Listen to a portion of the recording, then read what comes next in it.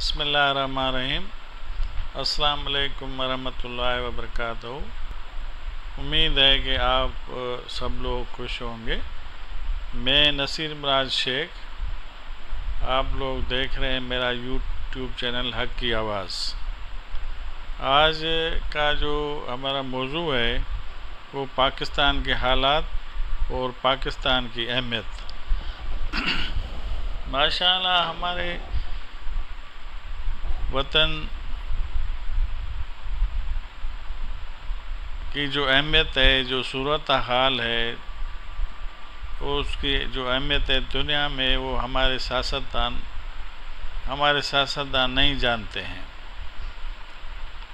وہ اس معاملے میں بچے ہیں۔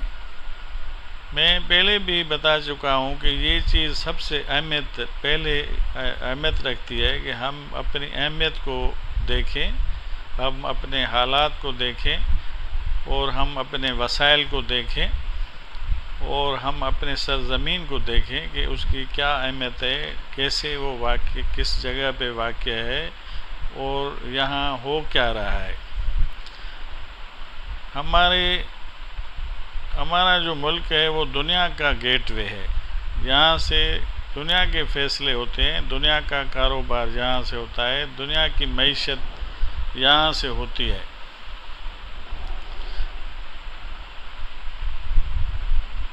دنیا کی جنگیں یہاں سے لڑی جاتی ہیں، دنیا کی آمد و رفت یہاں سے ہوتی ہے۔ اللہ سبحانہ و تعالیٰ کی طرف سے ساری نعمتیں، قدرتی وسائل،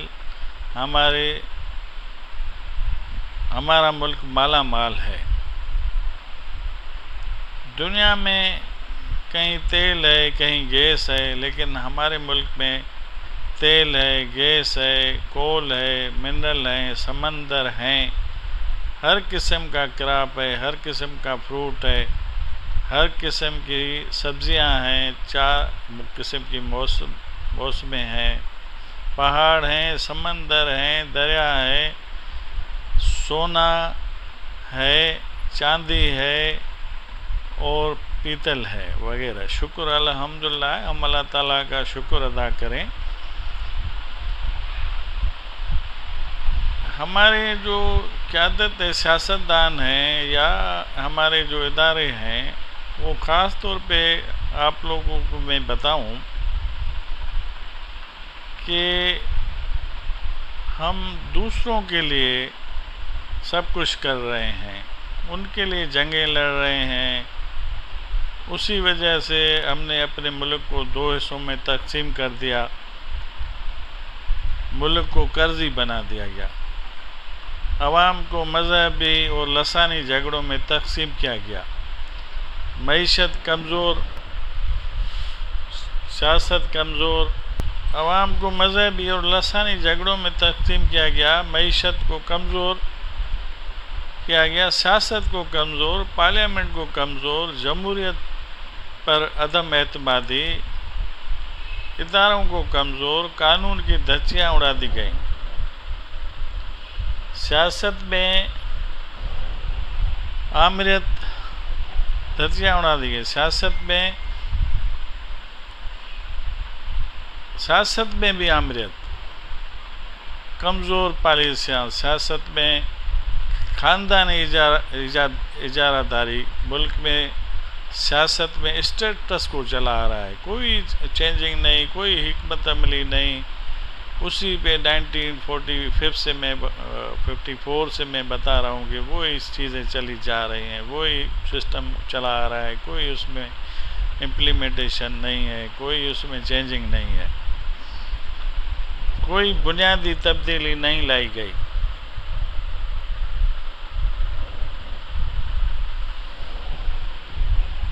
اپنے ملک کے اداروں کو اعتماد میں نہیں لا سکتے، ایک دوسرے پر اعتبار نہیں کرتے، آپس میں مل بیٹھ کر ملک کے لیے عوام کے مفاد میں کوئی فیصلہ نہیں کر سکتے، ہمیشہ ملک اور عوام کو نقصان پہنچایا گیا، جمہوری اور غیر جمہوری حکومتیں قائم ہوتی گئیں، صرف دوسروں کو فائدہ پہنچانے کی خاطر۔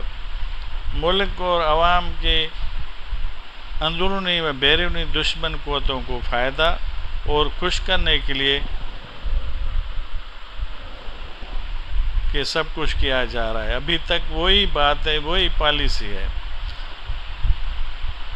پاکستان کو 2 مواقع ایسے آئے، اگر ہمارے سیاستدان اور ادارے چاہتے تو ہمارے قرضے ختم ہو سکتے تھے اور ملک خوشحال اور مضبوط و مستحکم ہو سکتا تھا، لیکن ملک کو کمزور اور بڑا نقصان دیا گیا. ابھی بھی صورتحال یہی ہے کہ چیزوں کی جو مہنگائی ہو رہی ہے، ملی بھگت سے میں کہتا ہوں مہنگائی ہوتی ہے، اور وہ ہینڈ میڈ ساری چیزیں مینٹین ہو رہی ہیں. ہمارے پاس کوئی بھی اس میں حکمت عملی کے ساتھ کام نہیں ہو رہا ہے. ان کا مہنگائی پہ کنٹرول نہیں ہے. دوسری بات تو اور ہے، ابھی سب بیٹھتے ایسے ہیں جیسے نیا ملک فتح کرنا ہے اور دشمن کو ختم کرنا ہے اور عوام کو بڑا ریلیف ملنے والا ہے. ایسے مناظر پیش کر رہے ہیں ہمارے سیاستدان، ہمارے ادارے.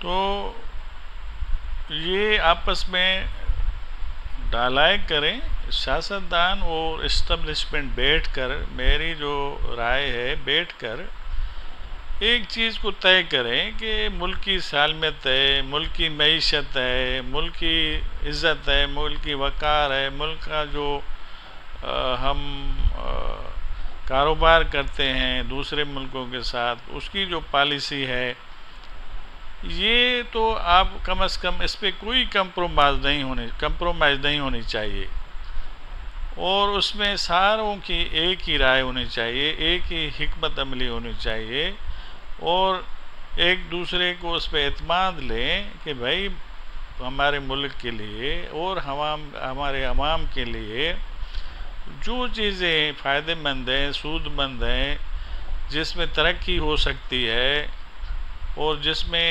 ہمیں کوئی فائدہ ہو سکتا ہے، ان چیزوں پہ تو آپ ایک متفقہ پالیسی بنائیں، تاکہ یہ اتنے سارے ملک ہیں، میں کہتا ہوں 256 ملک ہیں UN رجسٹرڈ جو ہیں، کہیں بھی ایسی چیز نہیں ہے.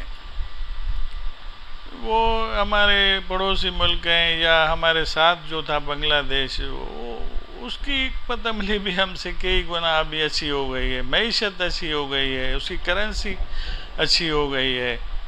ان کا 1 ٹکا ہمارا 2 روپیہ، اتنا جو نا مسئلہ ہو گیا ہے. اور وہاں کچھ بھی نہیں ہے دوسروں ملکوں میں، جو ہمارے ملک میں اللہ تعالیٰ کی طرف سے جو نعمتیں ہیں، جو قدرتی وسائل ہیں، جو قدرتی خزانے ہیں، اور ہمارے پاس اسکل پرسنس ہیں ماشاءاللہ. ہماری افواج دنیا میں مشہور ہے، مقبول ہے، لڑتی ہے، دوسرے ملکوں میں جا کے انعام ان کو ملے ہیں. یہ کیوں نہیں اپنے ملک کے لیے اور اپنے عوام کے لیے جو ہے نا کچھ کرتے ہیں، اور ڈالائے کیوں نہیں کر سکتے ہیں؟ ہم اتحادی، جس کے ہم اتحادی ہیں، اس کو دیکھیں انڈیا والے بھی اس کے ساتھ مراتے لے رہے ہیں، دوسرے ملکوں سے اقتصادی جو پالیسیز ہیں وہ بناتے رہتے ہیں، اور وہاں پر جو ہے ان کا کاروبار ہوتا ہے، وہاں سے ایکسپورٹ امپورٹ کرتے ہیں چیزیں. یہ ہمارے لیے کیوں اس کا جو ہے نا وہ سینکشنز ہیں، ہمارے اوپر ہی کیوں جو ہے نا وہ پابندیاں ہیں؟ ہم کم از کم اپنی اقتصادی پالیسی، معاشی پالیسیاں تو ٹھیک کریں، اس میں تو کسی کا عمل دخل نہیں ہونا چاہیے.